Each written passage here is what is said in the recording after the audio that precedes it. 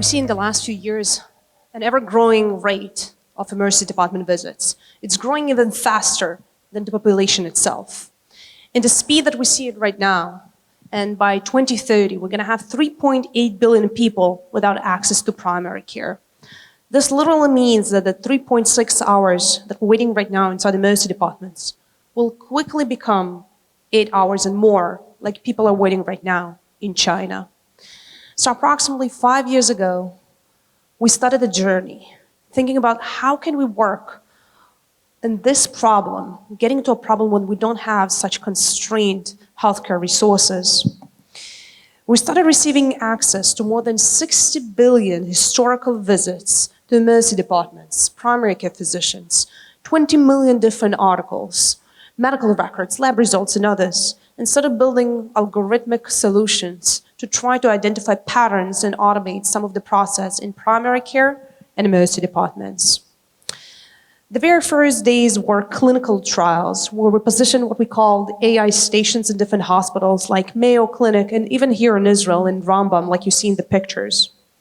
People while waiting for the physician or nurse will come to the station, be asked a set of clinical questions, and the system will predict how urgent they are, which tasks they should be doing, etc. Today, the system is live with approximately 28 million patients on a monthly basis. In Israel, it's live with Leumit. The way it works, before you schedule an appointment or when you have an urgent situation, you log in through the app. The system is asking you a set of clinical questions. Does it hurt when urinating? Do you have blood in your urine?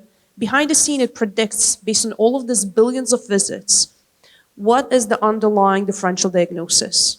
Is this urinary tract infection? Is it something else? And it gives it the probability. 60% that this is UTI. The physicians in the primary care setting wrote a rule saying that everything above 30% should first do a urine test. The system then navigates the patient to a urine test. When the result comes back, the system knows how to read this from the medical record, update the probability to more than 90%, and the physician can then asynchronously prescribe antibiotics and send this to the patient. So in this talk specifically, I'll be talking about how exactly we started building the systems and even more, what didn't work. So in Israel specifically, we work with approximately 76 million historical visits of approximately 500,000 patients. We started building two types of machine learning pipelines.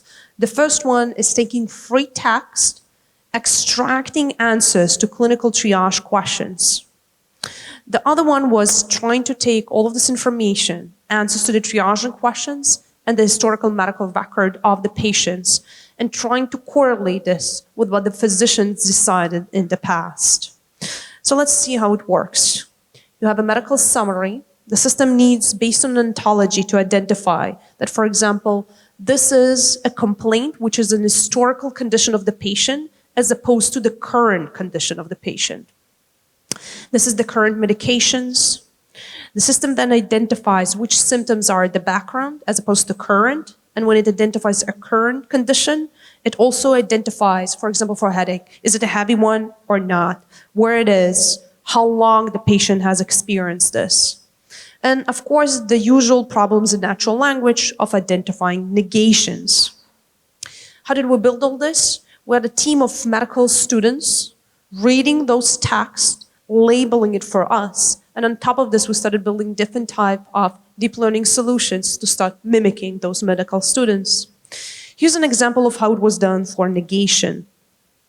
At that time when we started, it was based on different type of neural networks, LSTMs and others. With time, it started transforming into BERTs. But one of the problems that we started seeing in the data, which is less standard, is, for example, when a physician doesn't really say something that a machine learning model can read. As we know, medical summaries were not written in a way that a computer can read them. And the reason is this is communication between humans. So let's take the following sentence.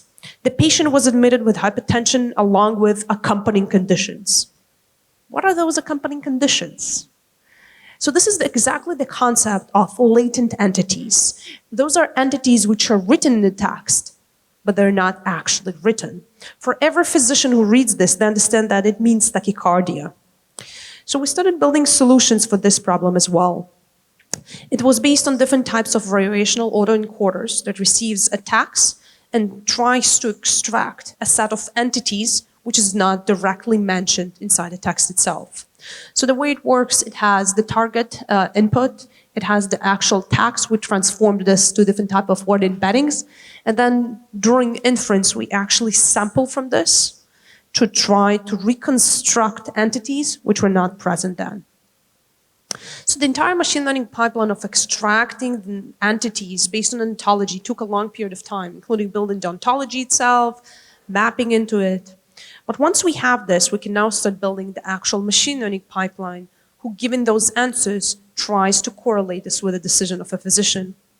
I'm going to give you an example of one of the trials around headaches. So as I mentioned, we had 76 million visits. Out of them, approximately 500,000 were headaches. We had a training, validation, and test set. And given the answers of the patients, we started seeing that we can reach area under the curves of more than 85 in some of the situations as well. We're extremely excited, started doing the prospective clinical trials, and the first results were extremely disappointing. The AUCs dropped to almost 50 and 60. This is surprising, right? Because what is the difference? So here's the difference. Out of all of the patients who complain about a constant pain in the chest, how many times will a physician document a constant pain in the chest? Guesses? But louder? 20% of the time. 60% of the time, the physician will actually document that the pain comes and goes. 20% they will document that the pain disappeared. Let's look at another example. Out of all of the patients with a chest pain, 21% will say that the pain radiates to the left side. How many times will the physician agree? Less than 5. And it's not because the physician is not listening. It's because how we perceive the questions as humans as opposed to being posed by a physician as opposed to a machine.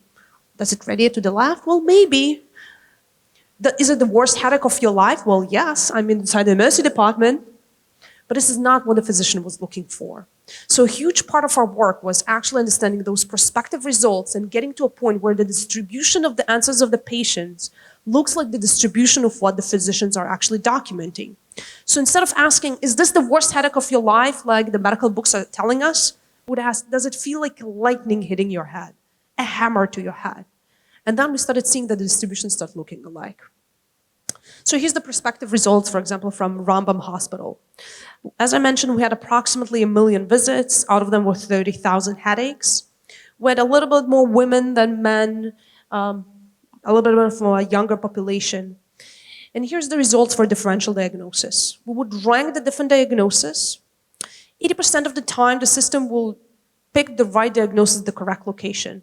What it means? That it cannot be used as diagnostic systems that can replace the physicians. But what can it do? If you look at the very first 2 diagnoses ranked by the system, we're already getting to 93%. And then if you look at the top 3, it's already around the 98%. And this gives us, again, the understanding that those diagnostic systems, they are not here to replace the physician. And even more than this, how only based on questions without any physical touch can we reach a diagnosis of 100%. So this is where we started realizing that those systems should be made for navigation purposes, preparing the patient, as opposed to as a decision support for physicians, which already know the diagnosis. They studied for many years for this. So we started shifting and trying to predict, for example, instead of predicting the diagnosis itself, which test the patient should be going to. And the reason is the patients are most of the time waiting for tests, blood tests, brain CTs, LPs, and others. And there's a lot of variability between the physicians on the decision of what the patient should be sent to. Once we started building those, you can actually start building navigation inside the emergency department or in primary care setting, as I showed you in the meet. But if we learn on a data set in Israel, can it be useful for the rest of the world? So here's a very interesting transfer approach, and I'm going to show you the results on a completely different population, the Singaporean army, 18-year-old males in the other side of the world. And what we see is the results, for example, for identifying sinusitis are around 90 AUC, and if you look at the Singaporean army, the results are very similar. What we can infer is that for acute care, the human body is the same all over the world. When we talk about chronic care, by the way, it's a bit different. One of the main problems of relying on only medical records is the fact that we identify mostly correlations as opposed to causations. So for example, for the medical records, we identify the correlation that psychiatric patients are more likely to suffer from Parkinson's disease. However, this is not correct. And the reason is antipsychotic drugs, one of their side effects is Parkinson's. So we started a journey trying to understand the actual cause and effect. And the reason we need to understand the cause of the effect is we don't want to ask an infinite amount of questions from the patient, otherwise they will not answer everything. We want to focus on the right ones, which will actually help us understand the causal impact. So we started building a pipeline, taking medical, this time articles, knowing, extracting cause and effect from the text themselves, creating a causal graph, validating that it's causal by identifying correlations in the medical records. Hey, if it's causal, a correlation should somewhere be present. And then use this to actually guide our questionnaires. So how does the cause and effect look like? At the beginning, we started with patterns. Causes, because. So in this case, malabsorption was found due to celiac disease. We'll translate this to a link in our causal graph. After we had a lot of those examples, we started applying distance supervision, learning from those examples and applying this to identify additional patterns which we're not aware of. One of the main problems that we see in natural language processing is, unfortunately, there's many mistakes and our causal graph cannot have mistakes. So for each causal link, we will identify, if in the medical record, we'll also identify a correlation. If we do, we'll verify the link itself and guide our triaging questionnaires. But now, one of the main problems when we work with medical articles itself is that there's inherent bias. And here I want to talk about inherent bias, by the way, against women. By the way, there's other subpopulations as well. Till 93, women were not included in clinical trials. Since 93, the FDA started mandating this. But unfortunately, the proportion of women in those trials is not adequate, and it's very different from the subpopulation in the real world. So this is one example. Let's take hepatitis C. The subpopulation of women having hepatitis C is around 50% women, 50% men. However, in clinical trials, we see less than 30% of women. Let's take the other way. Let's take fibromyalgia, which is usually associated with women. However, 57% of the population suffering from fibromyalgia are women, much less than what you would have thought. However, in clinical trials, 92% women. This eventually leads to a point where the conclusion of different side effects, connections between diseases, specifically for women, are completely miscategorized, and therefore in our causality graph, we continuously build on this bias. What we see even more than this is that it's not the same for all diseases. For some diseases, it's much more acute. For other ones, it's less.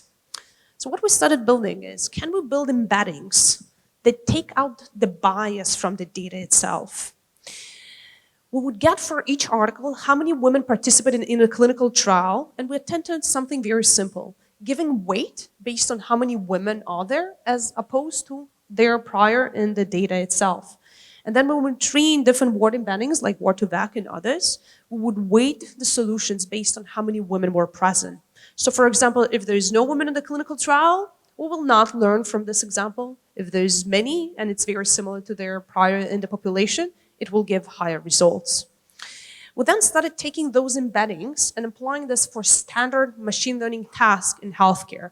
For example, ICU readmission. ICU readmission is a very important task, knowing if a patient will readmit after the current time in the hospital. And we see that in general. Look at the female AUC. In blue, you see with the unbiased embeddings. In orange, you see just the usual embeddings that we have right now as trained on the entire population. What was very surprising for me is that if you look at the male population, by weighting results by how many participants are women, the results for male improved as well. My hypothesis is the clinical trials that actually have the right prior of men and women are better trials and more correct, and eventually can be used for a lot of those healthcare tasks. So I started this conversation with the fact that in the next 10 years, we're going to have 3.8 billion people without access to primary care. And it's a huge problem. We saw during COVID what it means, the slightest stress that we have on the healthcare system. Hey, we're all sat at home, no conferences. But this is exactly what we're going to have in 10 years. And this is why I see such a huge value in building all of those systems, not to replace the physicians, but to scale them for the new era when we have such a growing population. And I encourage all of you to think about, what are you going to do tomorrow about this? Thank you so much.